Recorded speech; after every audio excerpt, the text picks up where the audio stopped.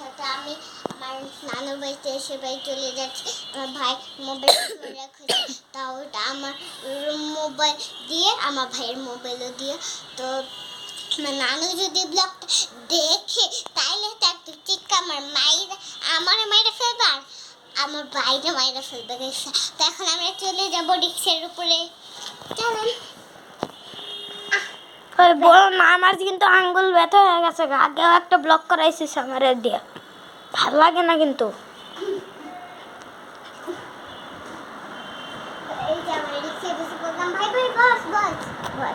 রিক্সায় বসছিস নাকি মেট্রোতে বসছিস? আমি বুঝতেছি না। তুই রিক্সা বললি কে? আমি মেট্রো রিক্সা বলেছি।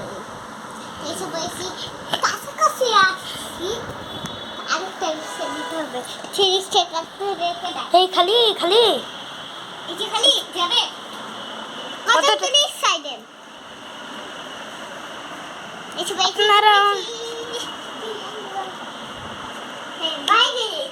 বাইরে কি রে, নানু বাড়িতে কেউ নাই কেন? টিং টং নানু খুলিস। আমাদের নানু। এই কি রে, নানু কই? নানু কই? নানু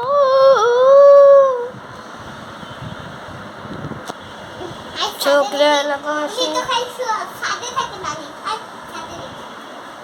কি রে, সাদে সিঁড়ি দেখি বন্ধ।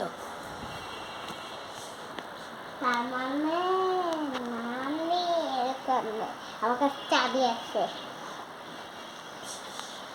ওই তার নানি গাছের নিচে লুকিয়ে আছে।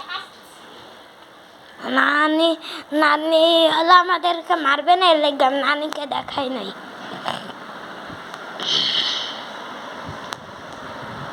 তো এই ভিডিওটা ভালো লাগলে আমার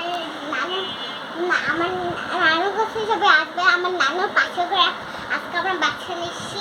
তো দেখেন আমরা আমার আরেকটা টিম নিচ্ছি। তো দেখেন এই যে আরেকটা এই যে তিনটা, এই যে অনেকটা। তো কালার একরকমই এই ডিজাইন, তো কালারগুলো